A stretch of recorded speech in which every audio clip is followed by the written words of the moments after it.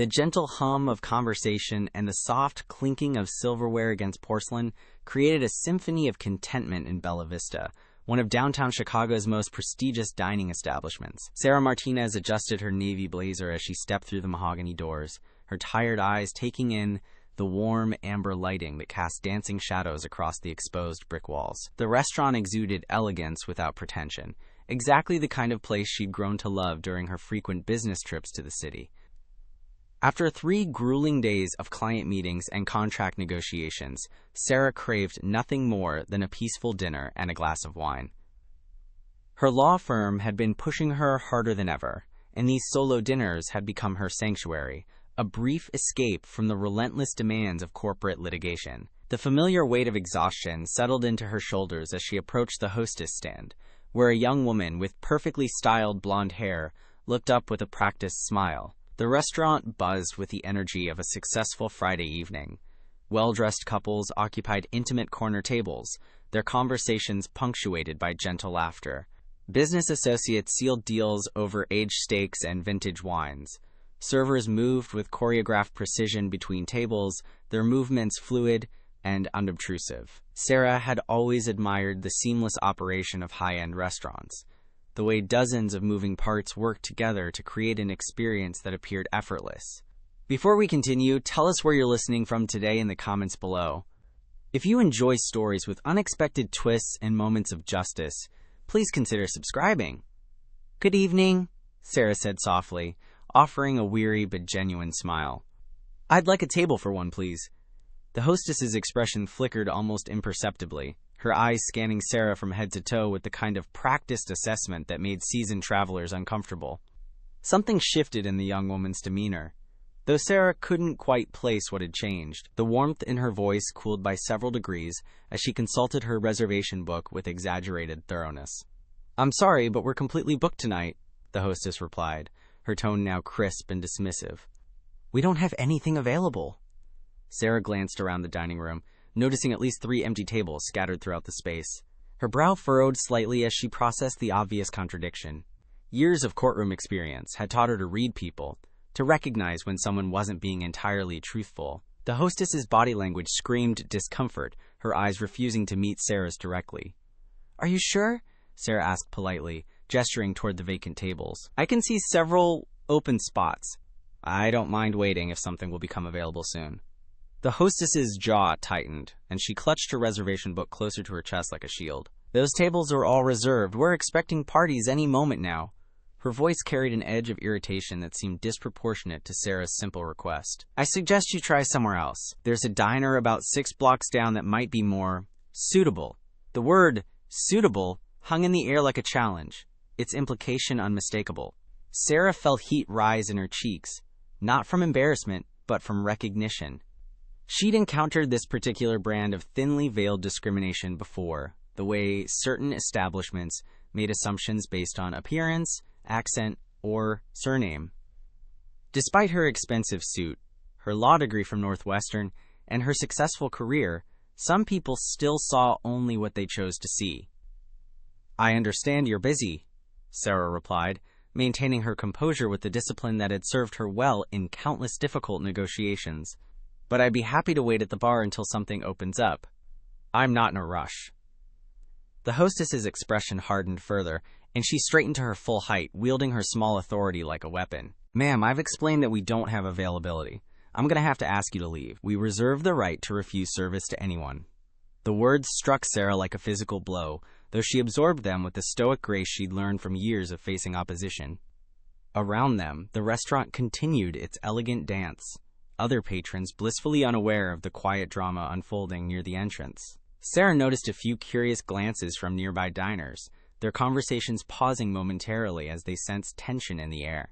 I'm not causing any disturbance, Sarah said quietly, her voice steady despite the anger building in her chest. I'm simply asking for a table like any other customer would. But the hostess had already turned away, dismissing Sarah as if she were invisible. The young woman busied herself with meaningless paperwork, her message clear. This conversation was over. Sarah stood there for a moment longer, weighing her options. She could make a scene, demand to speak to a manager, invoke her legal credentials. But years of experience had taught her that fighting such battles in public rarely achieved the desired outcome. Instead, it often reinforced the very stereotypes she sought to dispel.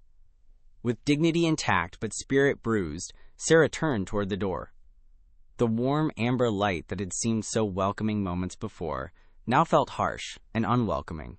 As she walked past the happy diners and their perfect evening, she couldn't shake the feeling that something deeper was at work here, something that went beyond simple prejudice. The hostess's behavior had been too pointed, too personal, but Sarah had no way of knowing that her quiet exit was setting in motion a series of events that would soon turn this elegant restaurant upside down. The cool Chicago evening air hit Sarah's face as she stepped onto the sidewalk, providing a sharp contrast to the stifling atmosphere she'd just left behind. The city's familiar sounds, distant traffic, muffled music from neighboring establishments, the occasional laugh from passers-by, seemed muted compared to the thundering of her own heartbeat. She pulled her phone from her purse with hands that trembled slightly, not from the October chill, but from the adrenaline that came with being publicly humiliated. Sarah had dealt with discrimination before, but never quite so brazenly, never in such an upscale establishment where professionalism should have been paramount. She scrolled through her contacts until she found the number for her husband David's office. He was working late again, buried in quarterly reports and expansion plans for his restaurant group. Their marriage had been strained lately by his demanding schedule and her own career pressures, but she needed to hear his voice, needed someone to remind her that she wasn't imagining things. Martinez Holdings, this is David, came his familiar voice, warm but distracted. She could hear papers rustling in the background, the soft ping of email notifications that never seemed to stop. "Hey, it's me," Sarah said, trying to keep her voice level. "I know you're busy, but I just had the strangest experience. I'm standing outside this restaurant downtown, Bella Vista, and they literally refused to serve me. No explanation beyond saying they were full, but the place is half empty." There was a pause on the other end of the line, longer than she expected. When David spoke again, his tone had shifted, becoming more alert, more focused. "Bella Vista? You're sure that's the name?" "Positive. Why? Do you know it?" Sarah began walking slowly down the sidewalk, needing the movement to process her frustration. The restaurant's warm windows glowed behind her, a constant reminder of the welcome she'd been denied. "I've heard of it," David replied carefully. "It has a good reputation. Are you certain there wasn't just some misunderstanding? Maybe they really were booked?" Sarah stopped walking, surprised by her husband's response. She'd expected outrage on her behalf, maybe even an offer to make some calls. Instead, he seemed to be suggesting she'd misread the situation. "David, I know what I experienced. The hostess took one look at me and decided I didn't belong there. It was discrimination, plain and simple." "Honey, I'm not saying you're wrong," David said, his voice taking on that careful tone he used when he was trying to diffuse tension. "But these high-end places can be particular about their image. Maybe you were underdressed, or maybe they have some policy about single diners during peak hours." The suggestion stung more than Sarah cared to admit. She looked down at her tailored blazer, her modest jewelry, her professional appearance that had opened doors in boardrooms across the city. "Since when do you make excuses for restaurants that treat people badly? And since when am I ever underdressed?" "I'm not making excuses. I'm just saying there might be more to the story." David's voice carried a note of something Sarah couldn't quite identify. Was it guilt? Nervousness? "Look, why don't you go somewhere else for dinner? There are plenty of great places in that area." Sarah felt a chill that had nothing to do with the October evening. Her husband's response was so unlike him, so dismissive of something that had clearly upset her. David was usually her fiercest defender, the one who encouraged her to stand up for herself in professional situations. This careful neutrality was completely out of character. "Fine," she said quietly. "I'll find somewhere else. Don't wait up. I think I'll do some work back at the hotel after dinner." "Sarah, don't be like that. I'm just trying to..." "Trying to what, exactly?" She cut him off, her professional training kicking in as she analyzed his words, like a witness under cross-examination. "Trying to convince me I imagined being discriminated against? Trying to suggest I brought this on myself? Of course not. Look, can we talk about this when you get home tomorrow? I really do have to finish these reports tonight." After they hung up, Sarah stood on the sidewalk feeling more isolated than she had in years. The one person who should have been in her corner had instead seemed eager to change the subject. She slipped her phone back into her purse and began walking, her heels clicking against the pavement in a steady rhythm that helped her think.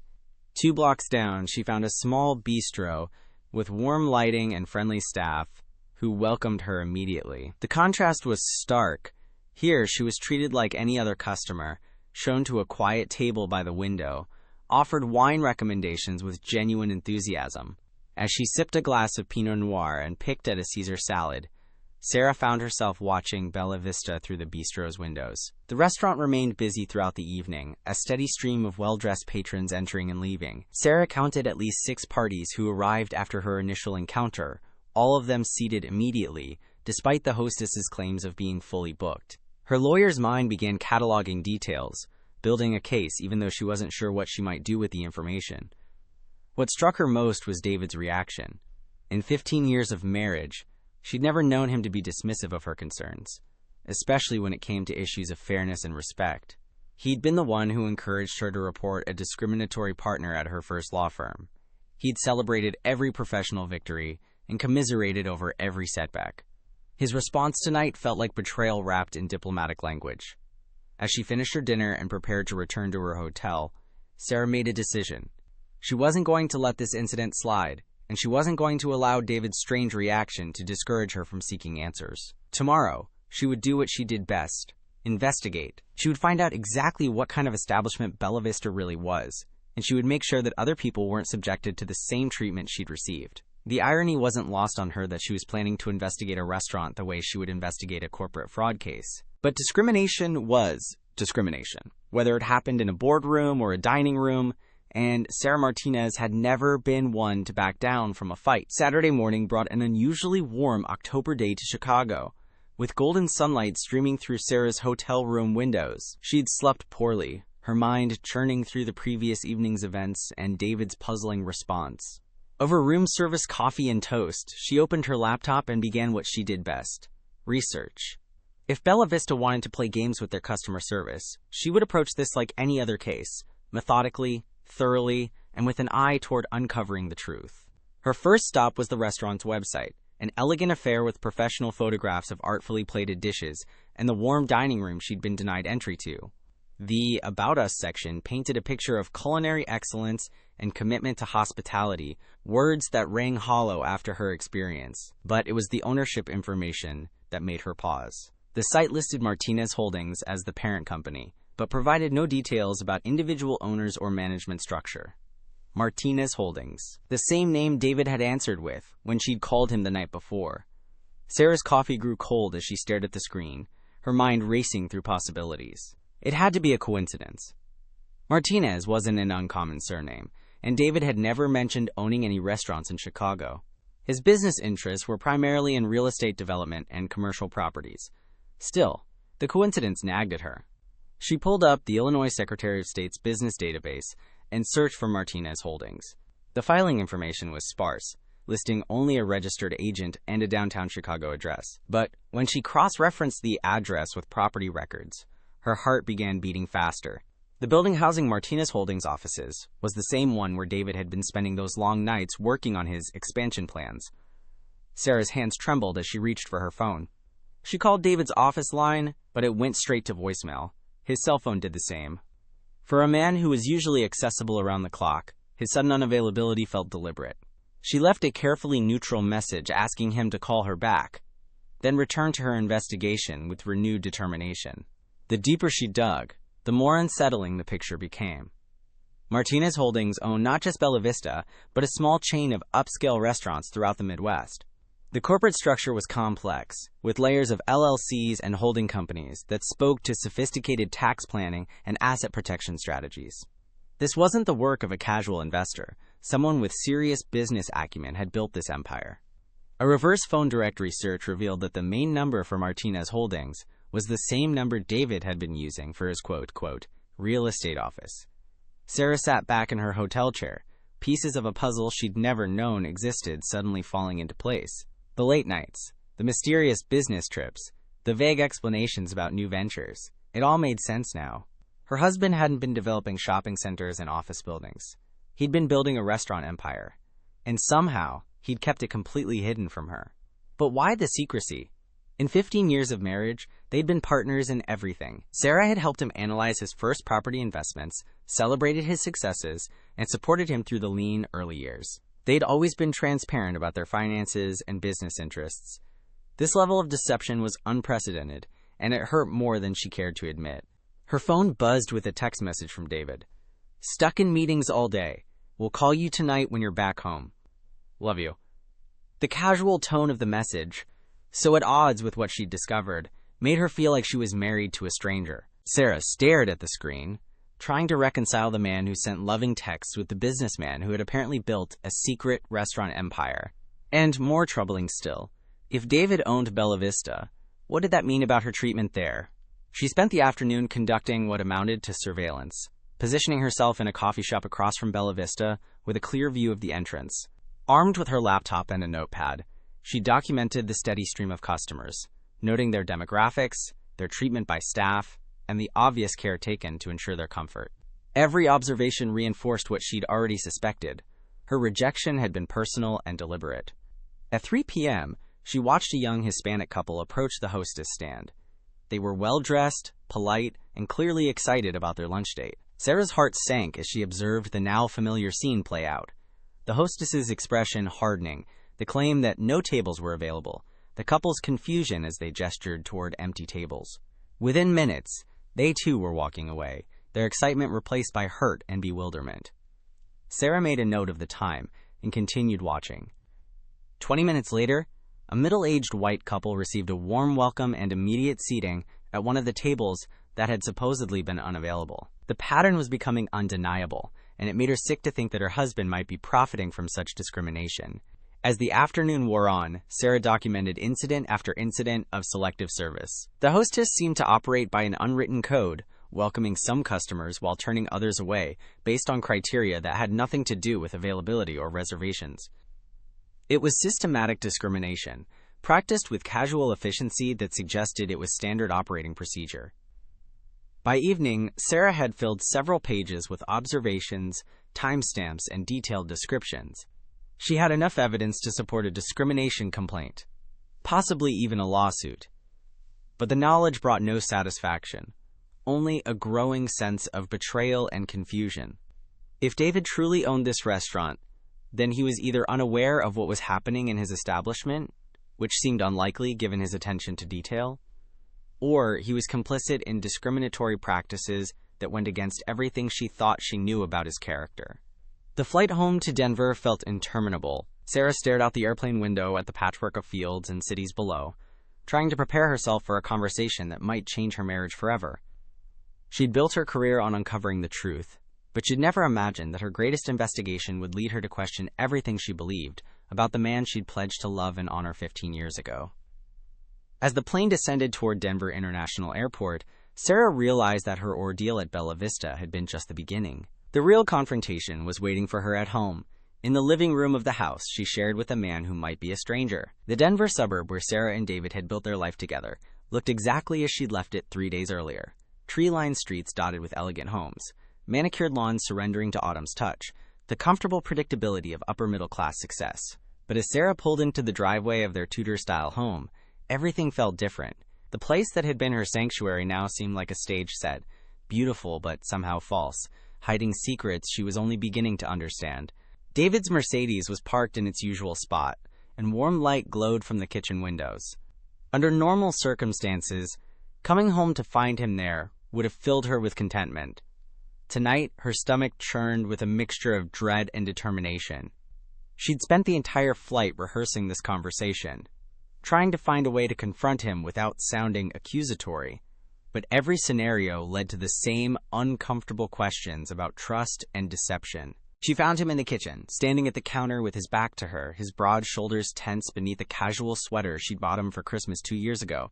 The familiar sight of him preparing dinner, he was chopping vegetables with the methodical precision that characterized everything he did, should have been comforting. Instead, it felt like watching a performance by an actor playing the role of devoted husband. "You're early," David said without turning around, his voice carefully neutral. "How is your flight?" Sarah set her overnight bag down and studied his profile as he continued cooking. After 15 years of marriage, she could read his moods in the set of his jaw, the tension in his shoulders, the way he held his head. Tonight, every line of his body screamed guilt and anxiety. "We need to talk, David."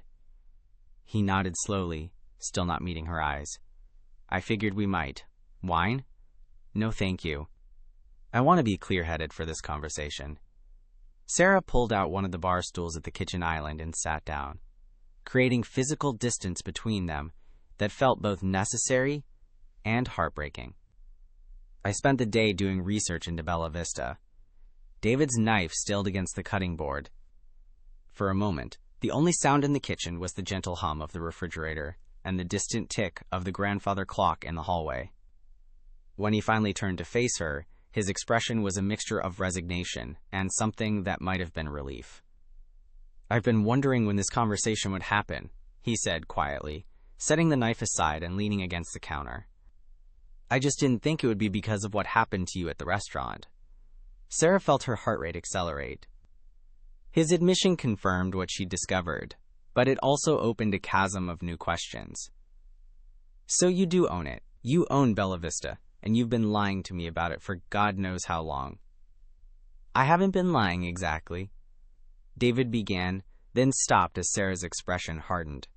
"Okay, yes, I've been keeping it from you, but not for the reasons you might think." "Then explain it to me, because I'm having a hard time understanding how my husband could own a restaurant that refuses service to people like me and not think I'd have a problem with that." David ran his hands through his hair, a gesture she recognized from years of watching him work through difficult problems. "Sarah, I swear to you, I had no idea that was happening. If I had known, how could you not know?" Sarah interrupted, her professional training taking over as she pressed for answers. "You're meticulous about everything, David. You read every contract, review every investment, analyze every detail. Are you telling me you've been hands-off with the restaurant business?" The question hung between them like an accusation. David moved to the kitchen island, positioning himself across from her, with the granite surface, creating a barrier that felt symbolic. "The restaurant business is different from real estate development. I hired experienced managers, trusted them to handle day-to-day operations, while I focused on the financial and expansion aspects. That's not an answer, and you know it." Sarah's voice remained steady, but inside she was reeling. "I sat across the street for 3 hours today, David. I watched that hostess turn away multiple families, all of them Hispanic or Black, while seating white customers at tables that were supposedly reserved. This isn't accidental discrimination, it's systematic." David's face paled, and he gripped the edge of the counter. "Jesus, Sarah, if that's true." "It is true. I documented everything." She pulled her phone from her purse and showed him the photos she'd taken, the timestamps, the detailed notes. "The question is whether you knew about it." "I didn't." His voice was barely above a whisper. "I swear to you, I had no idea. I would never." "You know me, Sarah. You know I would never tolerate something like that." Sarah wanted to believe him, but the evidence of his deception made trust feel like a luxury she couldn't afford. "I thought I knew you, but the man I married wouldn't have hidden an entire business empire from his wife. The man I married wouldn't have dismissed my concerns when I told him I'd been discriminated against. So forgive me if I'm having trouble taking your word for anything right now." The hurt in her voice seemed to break something in David. He moved around the island and reached for her hands, but she pulled them away. "Sarah, please, let me explain everything. The secrecy, the restaurants, all of it. You deserve to know the truth." "Yes, I do," she replied, her tone coolly professional. "So start talking. And David, don't leave anything out. I've spent my career uncovering lies and half-truths. I'll know if you're not being completely honest with me." David nodded, understanding that this conversation would determine not just the immediate crisis, but the future of their marriage. The kitchen, which had always been the heart of their home, now felt like a courtroom where their life together was on trial. And Sarah, despite the pain of potential betrayal, was prepared to hear the whole truth, no matter how much it might hurt. "It started 5 years ago," David began, his voice heavy with the weight of secrets finally being shared. "Remember when I told you I was diversifying into commercial real estate in other cities?" Sarah nodded, Remembering the excitement in his voice when he talked about expanding beyond Denver's market, the late-night phone calls with investors and contractors, the business trips that had become increasingly frequent, that was true, but it wasn't the whole truth. I discovered that restaurant properties were incredibly undervalued in secondary markets, especially ethnic restaurants in gentrifying neighborhoods. I started buying them not just as real estate investments, but as operating businesses. The returns were better than anything I'd seen in traditional development. "Why didn't you tell me?" Sarah asked. Though she suspected she already knew part of the answer, David's shoulders sagged. "Because I knew you'd want to be involved, and I wasn't ready for that kind of scrutiny. The restaurant business is messy, Sarah. It's not like developing a shopping center where everything is clean and documented. There are cash transactions, immigration issues with staff, regulatory compliance problems.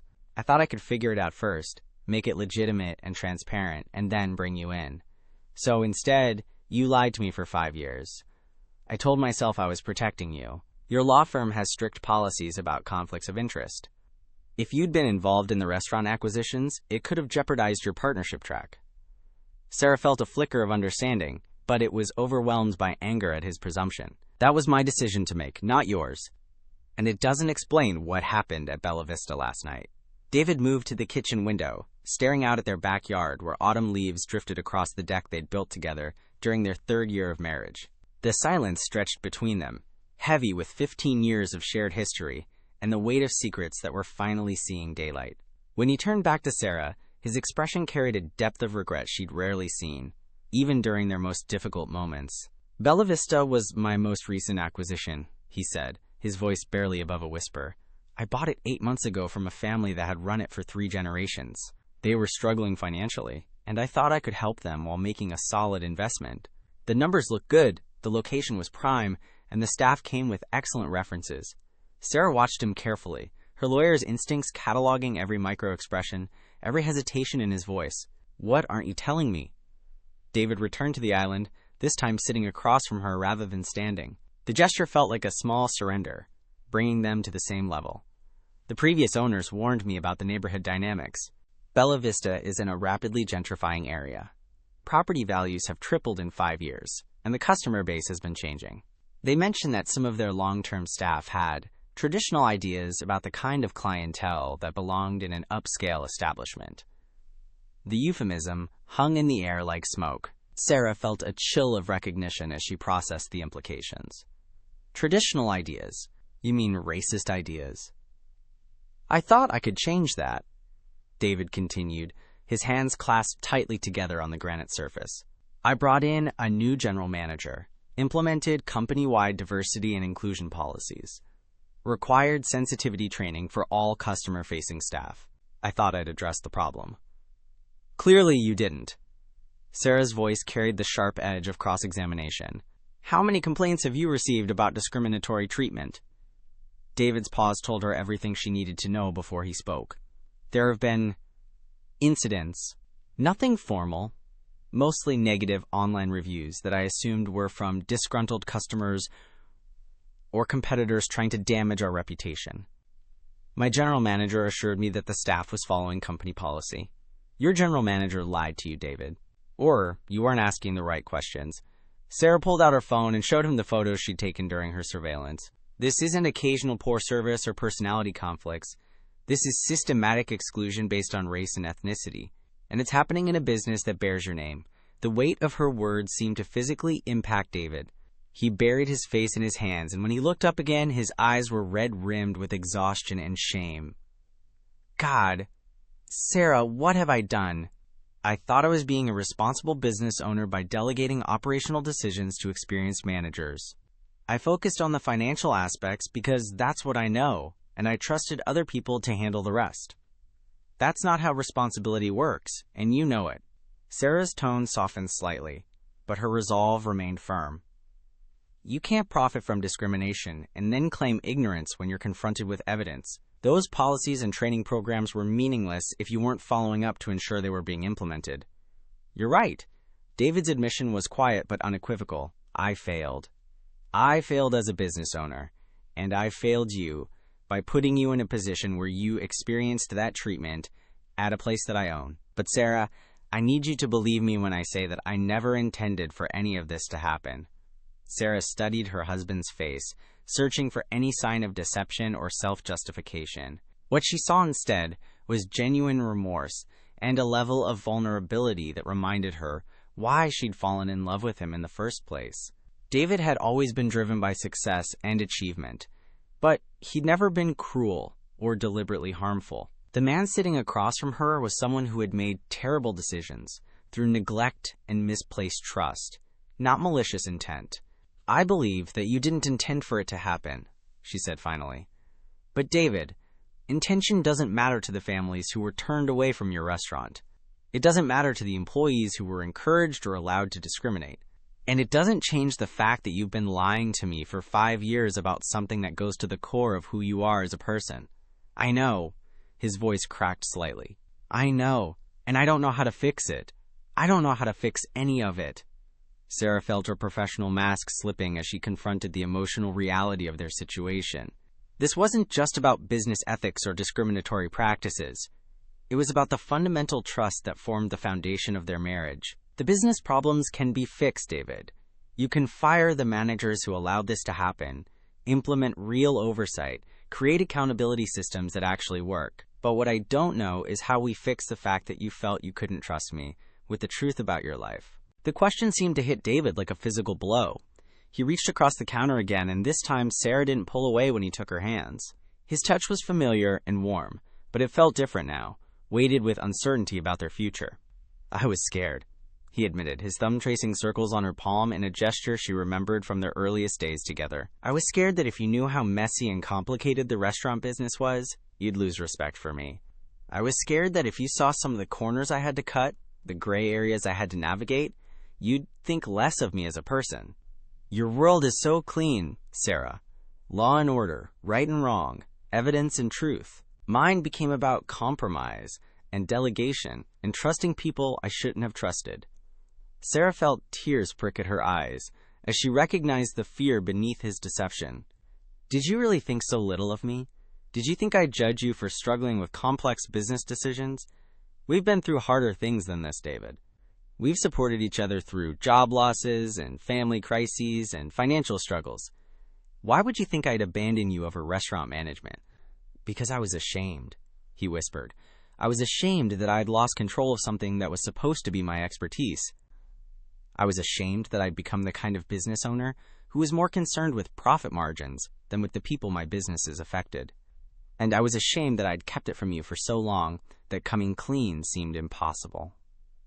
The raw honesty in his voice broke through Sarah's professional defenses, revealing the hurt and confusion underneath. This was her husband, flawed and frightened, but still the man who had stood by her through 15 years of challenges and triumphs. The path forward wouldn't be easy, but for the first time since walking into Bella Vista, she could see that there might be a path at all. Sunday morning arrived gray and drizzly, matching the somber mood that had settled over the Martinez household. Sarah had spent a restless night in the guest bedroom, needing space to process everything David had revealed while still being close enough to continue their conversation when morning came. She'd made her decision sometime during the dark hours before dawn. She wouldn't leave her marriage, but she also wouldn't allow the discrimination at Bella Vista to continue unchallenged. She found David in his home office at 7 a.m., surrounded by financial documents and legal papers, his laptop displaying what appeared to be employee records from all his restaurant properties. He looked up when she entered, his face haggard from his own sleepless night, hope and apprehension warring in his expression. "I've been going through everything," he said without preamble, gesturing to the papers scattered across his usually pristine desk. "Every complaint, every review, every incident report from all the restaurants. Sarah, it's worse than I thought. Bella Vista isn't an isolated problem. There's a pattern across 3 of my properties." Sarah accepted the coffee he offered and settled into the chair across from his desk, noting the systematic way he'd organized the information. Even in crisis, David's analytical mind sought order and understanding. "Show me what you found." For the next hour, David walked her through a damning collection of evidence. Online reviews describing discriminatory treatment, employee complaints that had been dismissed or ignored by management, incident reports that painted a clear picture of selective service based on customer demographics. The documentation revealed not just individual acts of prejudice, but institutional failures that had allowed discrimination to flourish under the guise of maintaining standards and, quote, preserving ambiance. The general manager at Bella Vista, Elena Rodriguez, has been there for 12 years. David explained, pointing to her personnel file. Her performance reviews were always excellent, profits were strong, and I never had reason to question her methods. But look at these reviews from customers. Sarah read through dozens of one-star reviews describing experiences identical to her own. Minority customers being told no tables were available while watching others be seated immediately. Hostile treatment from hostess staff. Subtle but unmistakable messages that certain clientele weren't welcome. The consistency of the accounts left no room for doubt about what had been happening. Elena wasn't just allowing discrimination, Sarah said, her legal training helping her see the broader pattern. She was actively implementing it as policy. Look at these employee testimonials. Servers being instructed to seat certain customers in back corners, bartenders being told to be less attentive to Hispanic patrons, host staff receiving bonuses for maintaining the right demographic balance. David's face grew paler as Sarah analyzed the evidence. I thought I was being a good employer by giving experienced managers autonomy to run their operations. Instead, I was enabling systematic racism in businesses that bear my name. The question now, Sarah said, setting down the files and meeting his eyes directly, is what you're going to do about it. Because, David, this isn't just about fixing a business problem anymore. This is about taking responsibility for the harm that's been done and making sure it never happens again. David nodded slowly, and Sarah could see the wheels turning in his mind as he shifted from crisis mode into problem-solving mode. I need to fire Elena and the other managers who implemented these policies. I need to issue public apologies and implement real oversight systems. But Sarah, I also need your help. I need someone I trust to make sure I do this right. The request surprised her, though perhaps it shouldn't have. Throughout their marriage, David had always turned to her when he needed perspective on complex problems. Her legal background and natural sense of justice had guided him through difficult decisions before, but never anything of this magnitude. I'll help you, she said, but on one condition. We do this completely transparently. No more secrets, no more compartmentalizing your business life from our personal life. If I'm going to help you rebuild these restaurants into places that truly welcome everyone, then I need to know everything. Done, David agreed without hesitation. Where do we start? Sarah pulled out a fresh legal pad and began outlining what would essentially amount to a complete overhaul of his restaurant operations.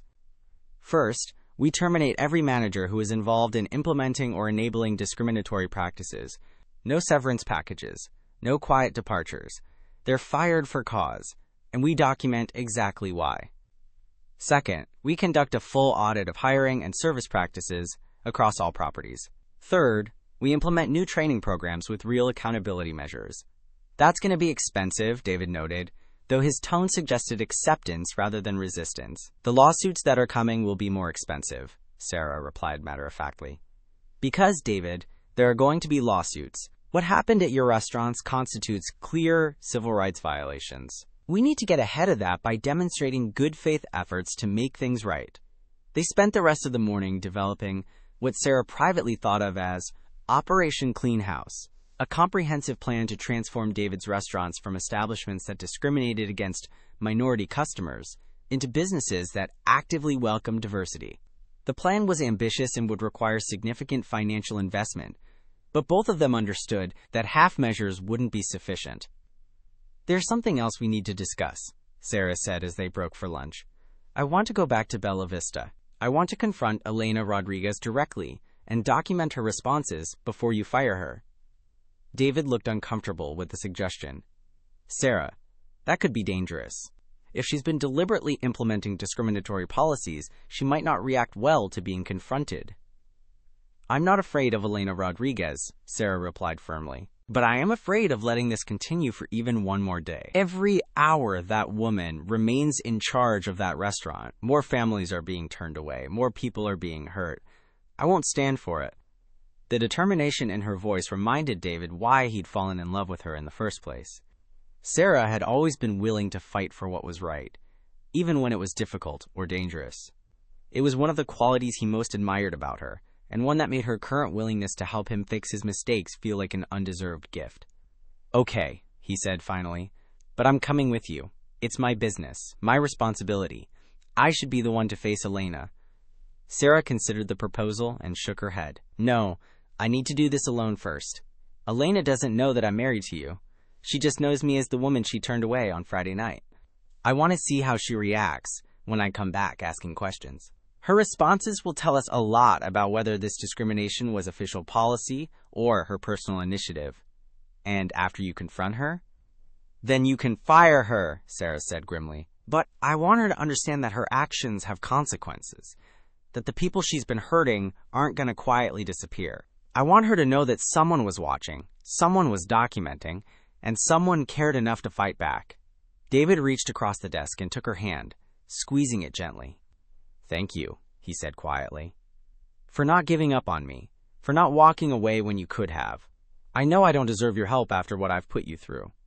"We're going to get through this," Sarah replied, though she wasn't entirely sure she believed it yet. "But David, this is your chance to prove that the man I married is still in there somewhere. The man who taught me that success means nothing if it comes at the expense of treating people with dignity and respect." As they finalized their plans for confronting Elena and beginning the restaurant overhaul, Sarah felt a sense of purpose that had been missing from her corporate law practice. This wasn't about billable hours or partnership tracks. This was about justice, about making sure that what had happened to her wouldn't happen to anyone else. It was exactly the kind of fight she'd gone to law school to fight, and she was ready to win it. Monday evening found Sarah standing once again outside Bella Vista, but this time she wasn't seeking dinner. She was seeking justice. The familiar warmth emanating from the restaurant's windows now felt like a facade hiding ugly truths, and the elegant exterior that had once impressed her now seemed like a beautiful mask concealing systemic discrimination. She checked her phone one final time, ensuring that the recording app was ready and her questions were clearly organized in her mind. David had wanted to be there, had argued that confronting Elena was his responsibility as the owner. But Sarah had insisted on handling this encounter alone. Elena Rodriguez needed to see that her victims weren't silent, weren't passive, and weren't going away. The woman who had been turned away 3 nights ago was back, and she had questions that demanded answers. The restaurant was busy again, the Monday night crowd consisting largely of business dinners and couples enjoying intimate conversations over expensive wine. Sarah observed the familiar ballet of service, servers gliding between tables, the soft murmur of satisfied customers, the gentle clink of crystal and silverware. Everything looked perfect on the surface, which made the underlying discrimination all the more insidious. She pushed through the mahogany doors and approached the hostess stand, where a different young woman, this one clearly nervous and new, greeted her with genuine warmth. "Good evening. Table for one tonight? Actually, I'd like to speak with Elena Rodriguez," Sarah said politely. "I understand she's the general manager here." The hostess's expression shifted to confusion, mixed with concern. "Is there a problem? I can try to help you with whatever you need." "I appreciate that, but I really do need to speak with Ms. Rodriguez specifically. It's regarding an incident that occurred here Friday evening." Within minutes, Elena Rodriguez emerged from the kitchen area, and Sarah immediately understood how the woman had maintained her position for 12 years. Elena moved with confident authority, her perfectly styled hair and expensive jewelry projecting success and competence. She was younger than Sarah had expected, perhaps 45, with intelligent eyes that quickly assessed potential threats. "I'm Elena Rodriguez," she said, extending a manicured hand. "I understand you wanted to speak with me about Friday evening?" Sarah shook the offered hand, noting Elena's firm grip and direct eye contact. "Yes, I'm Sarah Martinez. I was here Friday night requesting a table, and your hostess informed me that you were completely booked, despite several empty tables being visible throughout the dining room." Elena's expression didn't change, but Sarah caught a flicker of recognition in her eyes.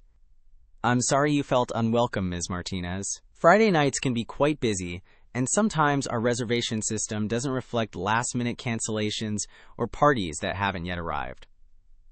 The explanation was smooth and practiced, delivered with just the right amount of regret and professionalism.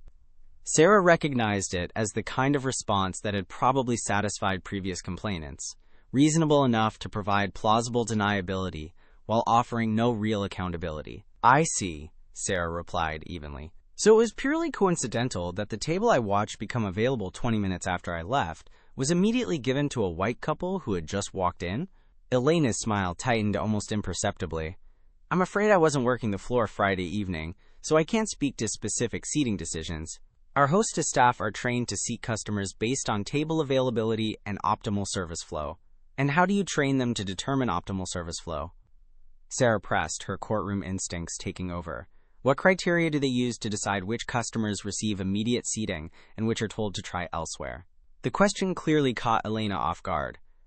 She glanced around the dining room, perhaps seeking an escape from this increasingly uncomfortable conversation. Our staff consider factors like party size, special dietary needs, and reservation timing to ensure all guests receive excellent service. What about racial demographics?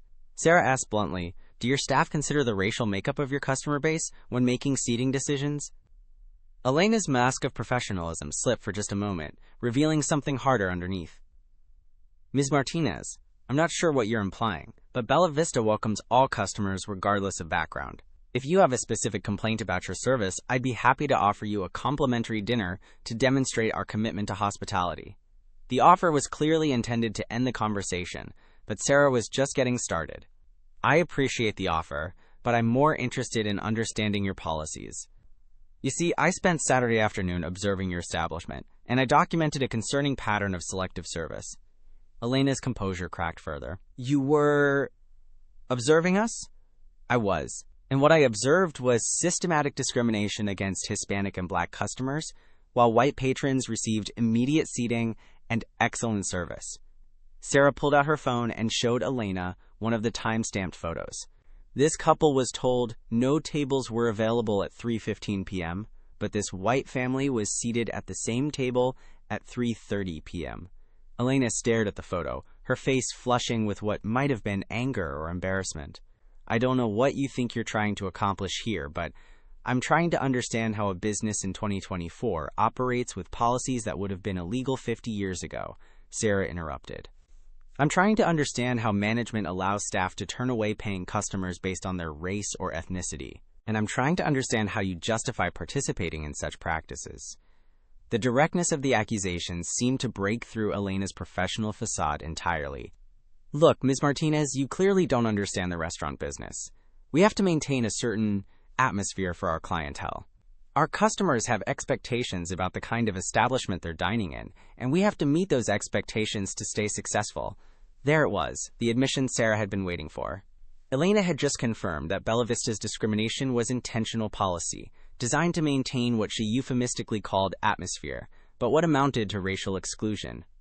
And what kind of atmosphere requires excluding families based on their ethnicity? Sarah asked, her voice remaining steady despite her growing anger. Elena seemed to realize she'd said too much, and her defensive posture shifted to something more aggressive. I think this conversation is over. If you have a formal complaint, you can submit it through our corporate channels. Otherwise, I'm going to have to ask you to leave. Actually, I think I'll stay for dinner after all, Sarah replied smoothly. I'd like to see if the service has improved since Friday. Elena's eyes narrowed dangerously. As I explained, we're fully booked tonight. Sarah gestured toward several empty tables visible from their location. Those tables appear to be available. Those are reserved. For parties that haven't arrived yet, just like Friday night. Sarah's tone remained conversational, but the challenge was unmistakable. Elena's patience finally snapped completely. Ms. Martinez, you're being disruptive to our other guests. I'm going to have to ask you to leave immediately, or I'll be forced to call security. The threat hung in the air between them, and Sarah realized that Elena had just provided her with the final piece of evidence she needed. The woman wasn't just implementing discriminatory policies, she was willing to escalate to threats when those policies were challenged. I understand perfectly, Sarah said calmly. Thank you for clarifying your establishment's policies, Ms. Rodriguez. You've been very illuminating. As Sarah turned to leave, Elena called after her. And don't think about posting negative reviews online. We have lawyers who handle harassment and defamation claims. Sarah paused at the door and looked back with a slight smile. So do I, Ms. Rodriguez. So do I. The cool Chicago evening air felt like freedom as Sarah stepped onto the sidewalk, her phone containing everything she needed to bring Elena Rodriguez's reign of discrimination to an end. Tomorrow, Elena would discover that the woman she'd just threatened was married to her boss. But tonight, Sarah savored the knowledge that justice was finally within reach. Tuesday morning dawned crisp and clear in Chicago, the kind of October day that made the city sparkle with possibility. Sarah stood outside the Martinez Holdings office building, watching David pace nervously in the lobby through the floor-to-ceiling windows. Today would change everything, for Elena Rodriguez, for Bella Vista, and for the future of David's restaurant empire. More importantly, it would determine whether their marriage could survive the test of radical honesty and shared purpose. David met her at the elevator, his face a mixture of determination and anxiety. "Are you ready for this?" he asked, squeezing her hand as they rode up to the executive floor. "I've been ready since Friday night," Sarah replied, though she felt her own nerves jangling with anticipation. "The question is whether you're ready to do what needs to be done." They'd spent the previous evening reviewing Sarah's recorded conversation with Elena, analyzing every admission and threat. The evidence was damning. Elena had essentially confessed to implementing discriminatory policies and had threatened legal action against a customer who questioned those practices. Combined with the documentation Sarah had gathered and the pattern analysis David had conducted, they had more than enough evidence to justify immediate termination and potential legal action. Elena was waiting in the conference room when they arrived, clearly expecting a routine meeting with the owner she'd successfully managed to avoid for months. She rose confidently as David entered, her professional smile faltering only slightly when she noticed Sarah behind him. "Mr. Martinez, good morning," Elena said, extending her hand. "I wasn't expecting additional attendees." "Elena, I'd like you to meet my wife, Sarah Martinez," David said evenly. "I believe you two had an interesting conversation last night." The color drained from Elena's face as the implications hit her. Sarah watched with grim satisfaction as the woman's confident facade crumbled, replaced by the dawning realization that her threats and admissions had been made to the wife of her boss. I don't understand," Elena stammered, looking between David and Sarah as if hoping this was some kind of mistake. "Please sit down," David said, his tone professional but cold. "We have several things to discuss." Sarah remained standing, while David took his seat at the head of the conference table, creating a dynamic that clearly communicated who held the power in this room. Elena sank into her chair, her earlier confidence completely evaporated. "Elena, I've been reviewing the operations at Bella Vista very carefully over the past few days," David began, opening a thick folder containing the evidence they'd compiled. "What I've discovered has been deeply troubling. Mr. Martinez, if this is about the complaint from Friday night, I can explain. This isn't about one complaint," Sarah interrupted, her voice carrying the authority of 15 years in courtrooms. "This is about a systematic pattern of discrimination that you've been implementing under the guise of maintaining atmosphere." David spread out printouts of online reviews, customer complaint emails, and employee testimonials across the conference table. "Elena, these documents paint a clear picture of discriminatory practices that have been ongoing for years. Care to explain?" Elena's eyes darted across the papers, her face growing paler as she recognized the scope of evidence against her. Those are isolated incidents, misunderstandings. Running a restaurant is complicated, and sometimes you tell Hispanic families that no tables are available while seating white customers at the same tables 20 minutes later, Sarah interjected, sliding a photo across the table. "Because that's what you did on Saturday while I was watching." "You were watching?" Elena's voice rose in pitch, betraying her growing panic. "I was conducting surveillance to document your discriminatory practices," Sarah confirmed.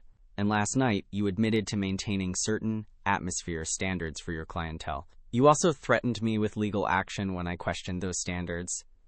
David leaned forward, his expression grave. "Elena, in 12 years, you've never once mentioned these atmosphere concerns to me. You've never raised questions about our customer demographic policies. In fact, our official company policy explicitly prohibits discrimination of any kind." "I was protecting the business," Elena burst out, her careful professional demeanor finally cracking completely. "You don't understand what it's like on the ground level. These upscale establishments have reputations to maintain. Our regular customers have expectations. Our regular customers expect excellent food and service." David cut her off sharply. "They don't expect us to exclude other customers based on their race or ethnicity. At least, I hope they don't." Elena seemed to realize that her outburst had only made things worse. She straightened in her chair and attempted to regain her composure. Mr. Martinez, I've increased revenue at Bella Vista by 30% during my tenure. Customer satisfaction scores have been consistently high. Whatever isolated problems there may have been. Isolated problems? Sarah laughed, but there was no humor in it. Elena, you personally threatened me with legal action last night for questioning your seating policies. You told me that you have lawyers who handle harassment and defamation claims from customers who complain about discrimination.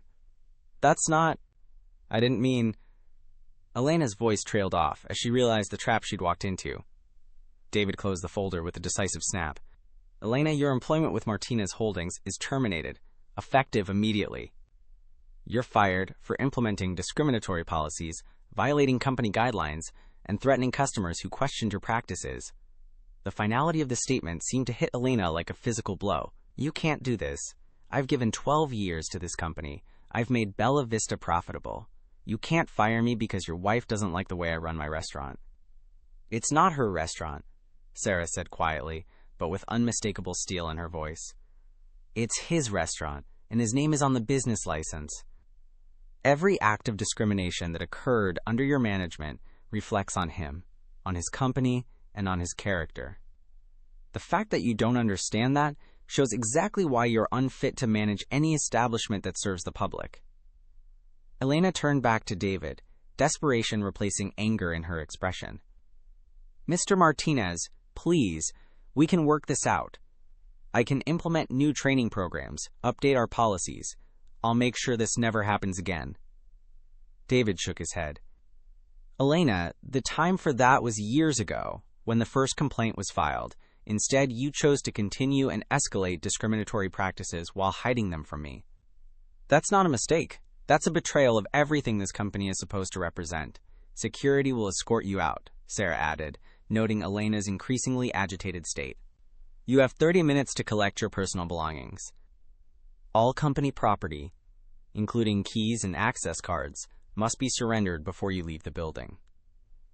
Elena stared at them both for a long moment, her face cycling through anger, disbelief, and finally, resignation. This isn't over, she said quietly as she stood to leave.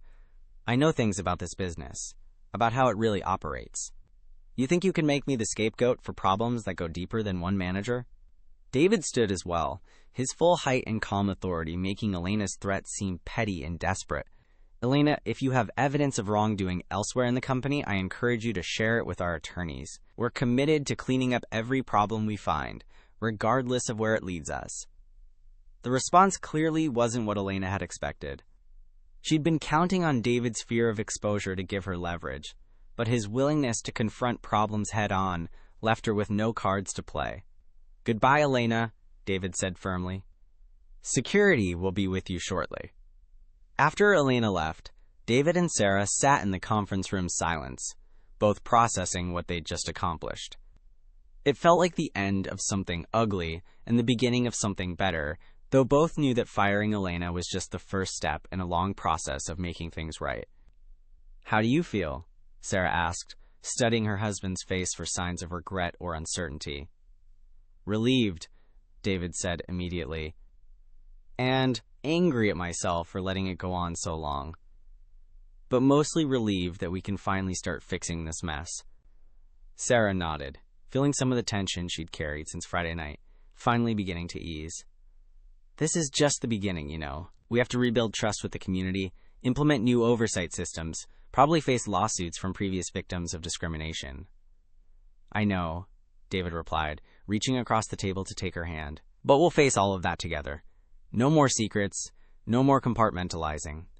If you're willing to help me rebuild this company the right way, then I want you involved in every decision. Sarah squeezed his hand, feeling something that had been broken between them starting to heal. I'm willing. But David, this changes everything. Not just the business, but us. We can't go back to the way things were. I don't want to go back, David said firmly. The man who thought he could delegate away his moral responsibilities, who thought profit margins mattered more than people, that version of me nearly destroyed everything I care about. I want to be better than that. I want to be the man you married again. As they prepared to leave the conference room and begin the hard work of rebuilding, Sarah felt a sense of purpose she hadn't experienced in years. This wasn't just about fixing David's restaurants. It was about proving that businesses could be profitable while treating all customers with dignity and respect. It was about showing that accountability and justice weren't incompatible with success. The afternoon sun streamed through the conference room windows, casting long shadows across the table where Elena's employment had ended and their real work had begun. Tomorrow, they would start interviewing new managers, implementing oversight systems, and reaching out to community leaders to begin rebuilding trust. But today, justice had been served, and Sarah Martinez felt proud to be exactly where she was, fighting exactly the fight that mattered most. In the lobby, Elena Rodriguez walked past them one final time, escorted by security and carrying a small box of personal belongings. She didn't look back, but Sarah knew that word of her firing would spread quickly through the restaurant industry. Other managers who thought they could profit from discrimination would learn that such practices carried real consequences. As they walked toward the parking garage, David turned to Sarah with something that might have been wonder in his voice. "Do you think we can really fix this? Do you think we can build something better?" Sarah looked back at the Martinez Holdings building, thinking about all the work ahead of them, all the trust they would need to rebuild, all the systems they would need to create. But she also thought about the families who would no longer be turned away, the employees who would work in environments free from discrimination, and the community that would benefit from businesses that truly welcomed everyone. "Yes," she said firmly, "we can fix this, and we will." The word "we" carried weight that went far beyond business partnerships or corporate restructuring. It was a promise between husband and wife, a commitment to face the future together with honesty and shared purpose. As they drove home through Chicago's busy streets, Sarah felt something she hadn't experienced since walking into Bella Vista 5 days ago. Hope. What moment in this story resonated with you the most? Share your thoughts in the comments below, and if you enjoyed this narrative, please subscribe to my channel. Your support means the world to me and helps keep these stories coming.